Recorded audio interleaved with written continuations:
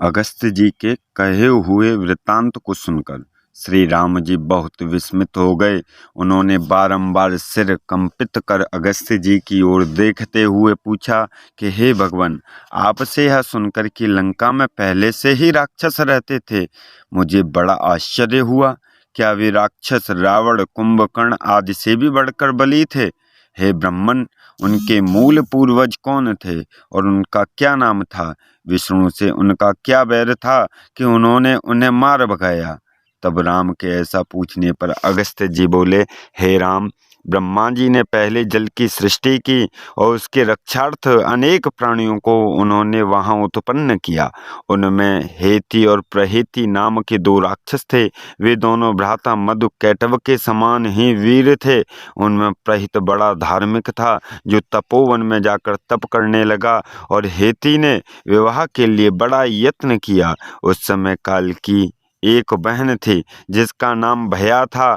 अभी वह कुमारी ही थी कि उसका रूप अति भयंकर हो गया।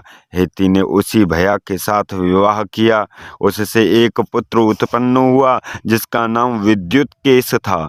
उसकी विवाह संध्या की पुत्री से हुआ जिसका नाम साल कंटा था।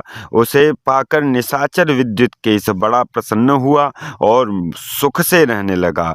कुछ काल पश्चात उस संध्या पुत्री ने विद्युत केश से गर्भ धारण किया और मंदराचल पर्वत पर जाकर के वहां एक पुत्र को प्रवश किया और उस नवजात शिशु को वहीं त्याग कर फिर विद्युत केश के पास चली आई। इधर उसका वह त्यागा हुआ पुत्र मेघ की भांति शब्द करने लगा, फिर मुँह में मुट्ठी डालकर धीरे धीरे रोने लगा। उसी समय वृषभारूढ़ शिव पार्वती आकाश मार्ग से उधर होकर कहीं जा रहे थे। उन्होंने वहां उस बालक के रोने का शब्द सुना। जब निकट जाकर के देखा तो पार्वती जी को बड़ी दया आई। उन्होंने उनके कहने से उस राक्षस पुत्र का वह उसकी माता के समान कर दिया और उसे अमृतत्व भी प्रदान कर दिया। महादेव जी के लिए ऐसा करना कोई बड़ी बात नहीं थी, क्योंकि वे अक्षर और अविनाशी हैं।